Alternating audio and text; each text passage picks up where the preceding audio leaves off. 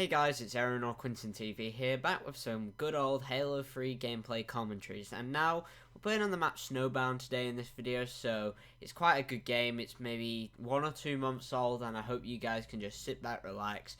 There are some good moments throughout the game, so I hope you enjoy the gameplay. So today we'll be making a much more speculative sort of video. Today we'll be talking about what if Halo Infinite fails. Now, I do not believe that within any stretch of the imagination that the game will completely fail, as 343 have been showing great promise with the recent announcements such as the Discover Hope trailer they showed us at E3, and how promising MCC on PC is looking. So today we'll have a much more speculative look on a Halo Infinite to see what the state of the franchise will be if Halo Infinite flops. Now, first of all, I'm just going to say that I probably will be a fan of the franchise because I am a huge fan of the Halo lore.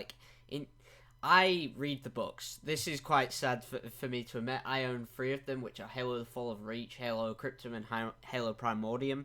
And I've not read them yet, but, well, I've read one of them. I've read Fall of Reach, but I need to read the other 2. And, yeah, I'll probably stick around just for the lore and everything. I might not even play the game because the gameplay is awful. But, yeah, I'll probably just stick around for the lore. So let's make a hypothetical scenario. Halo Infinite releases in the holiday season next year, and as we know, it will be a launch title for the Project Scarlet. So let's just say the game has just come out and we all jump online and it is awful. There's little content, plenty of glitches and bugs, and the game is downright unplayable. This could be a huge issue, as many people who have hated 343's last game, such as Halo 4 and 5, they will flat out lose all confidence in 343, and that means they won't stay around for the future of the Halo franchise because they think that Halo 343 are just incompetent and cannot do anything to save the franchise. So if the game releases in a buggy and broken state, people will not stick around. The example for this is over in the Call of Duty franchise when Call of Duty World War II came out. The game was near unplayable because of many issues such as the servers not working for all the people that had tried to play the game and a plethora of other issues. This caused the game to lose lots of players early on and they could never come back to the game. They would never come back to the game, sorry. And even though most of the issues have been fixed by April the following year, they just simply didn't care after the launch the game had had.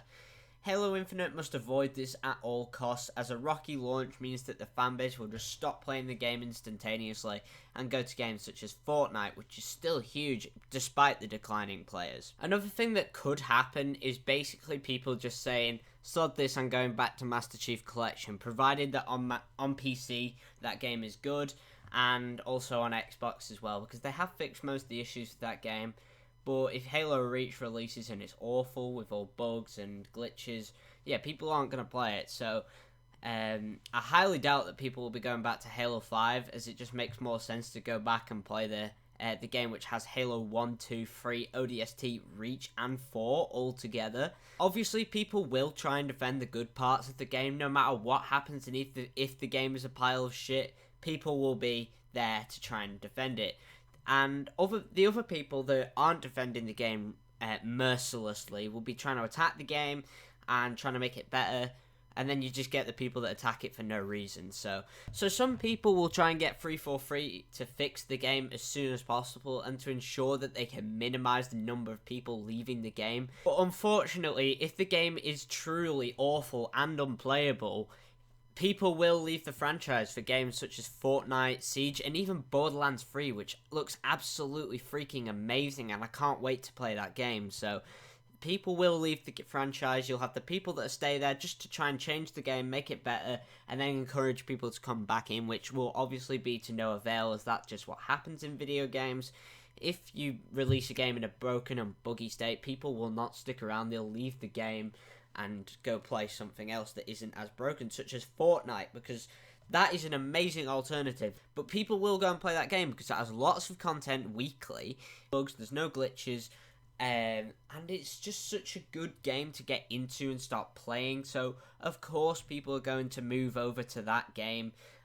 Borderlands 3, that's probably going to have loads of content. I doubt it'll have a multiplayer mode because it's Borderlands. It's mainly been a single-player co-op experience, but that is enough to get people to play it. That is a good... And then they have DLC, which is probably all going to be free anyway, so yeah, it's going to be such an amazing game. but Halo Infinite, if it fails, cannot keep up and people will just leave the game.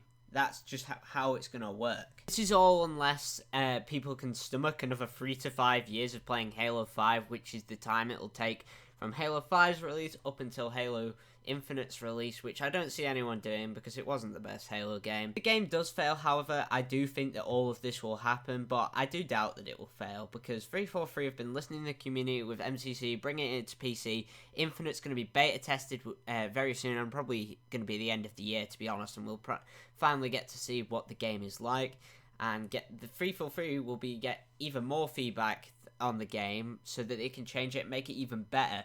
So I am going to end out this video here. If you did enjoy, please do like and subscribe to my channel and both Halo Zone. I'll be making some brand new content to do with Halo on there pretty shortly.